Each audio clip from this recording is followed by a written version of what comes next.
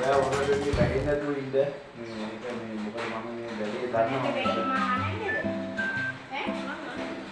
එන්න මේ ආකාරයෙන් මේකට පොල් තෙල් දාන්න ඕනේ ටිකාලක. මේ ආකාරයේ පොල් තෙල් දාලා මේ ඇඟිල්ල දබර ඇඟිල්ල තියෙනවනේ. දබර ඇඟිල්ලේ මෙන්න මේ ආකාරයේ රවුමට පිළිපදින්න.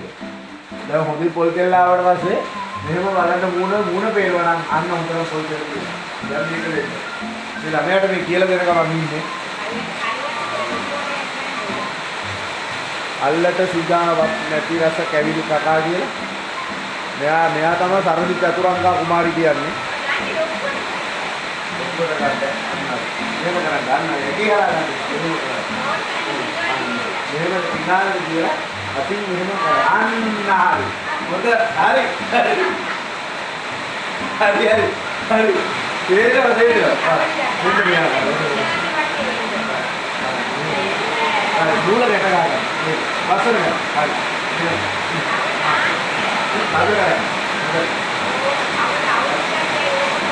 මේ රහිතන කාලගුණේ රොටි ඇදීම පීඩිකාව ඉතාම දක්ෂ පීඩිකාවක්.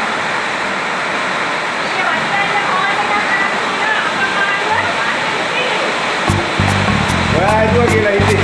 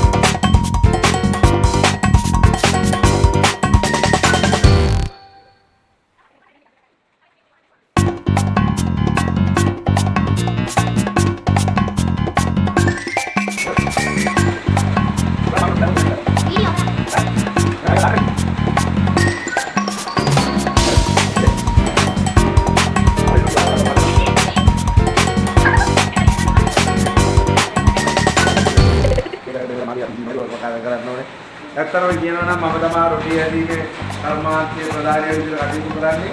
මේ රොටි හැදීම සම්පූර්ණයෙන්ම මම මෑණි කියලා දුන්නා.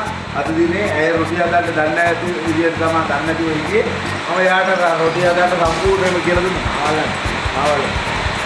යා ආධුනික කෙනෙක් රොටි හදන්න මෙයාට රොටි හදන්න දන්නේ නැති නිසා මම අද මෙයාට රොටි හදන්න කියලා දුන්නා. බලන්න ලස්සන රොටි වඩනවා.